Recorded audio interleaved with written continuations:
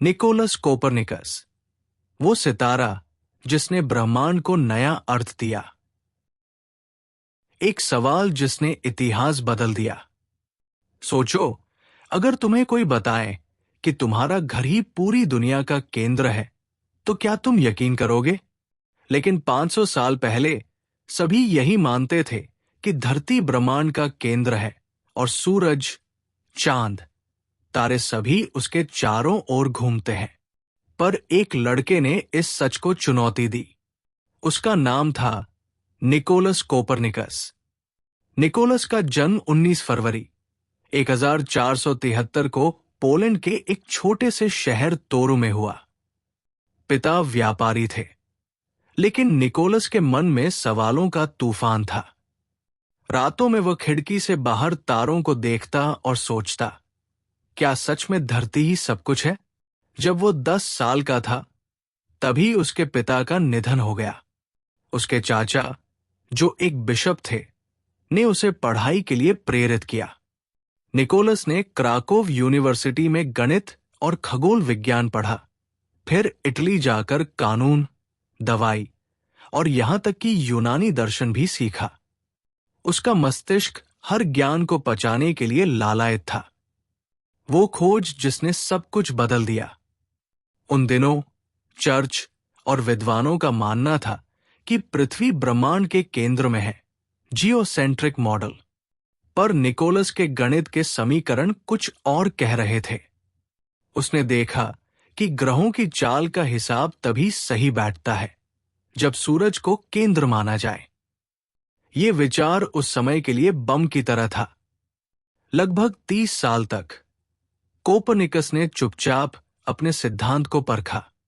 उसने एक किताब लिखी, डे रेवोल्यूशनिबस ऑर्बियम कोलेस्टियम, खगोलीय गोलों की परिक्रमा। पर वो डर गया, लोग मेरा मजाक उड़ाएंगे, चर्च नाराज होगा।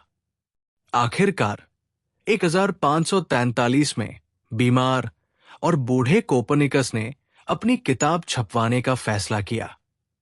कहा जाता है कि उसने किताब की पहली प्रति अपनी मृत्युशैया पर ही पकड़ी।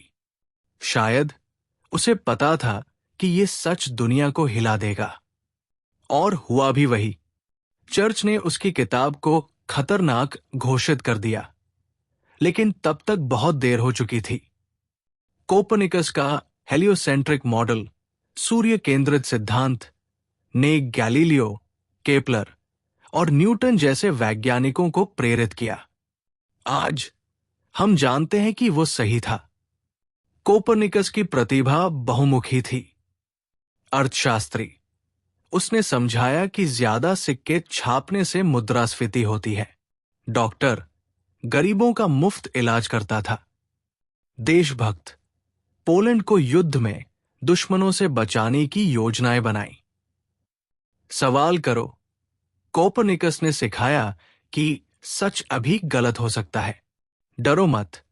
उसने धर्म और समाज के विरोध के बावजूद अपनी आवाज उठाई। विनम्र बनो, उसने कहा, हम जो जानते हैं वो बूंद है, अज्ञात समुद्र है। अमर विरासत। तत्व कोपरनिशियम, CN का नाम उसके सम्मान में रखा गया। पोलैंड के एक ज़र्ज़्लोटी के नोट पर उसकी तस्वीर है। कोपरनिकन सिद्धांत आज भी वैज्ञानिकों को सिखाता है कि हम ब्रह्मांड में कोई खास नहीं, बस एक छोटे से ग्रह के निवासी हैं। कोपरनिकस की कहानी सिर्फ विज्ञान की नहीं, हौसले की कहानी है। उसने दिखाया कि अगर तुम्हारे दिल में सच का दीपक जल रहा है, तो अंधेरा चाहे कितना भी गहरा क्यों न हो, रोशनी फैलती ही है। आज भी जब कोई बच्चा टेलीस्कोप से सितारे देखता है, तो कोपरनिकस की हिम्मत उसमें जिंदा हो जाती है।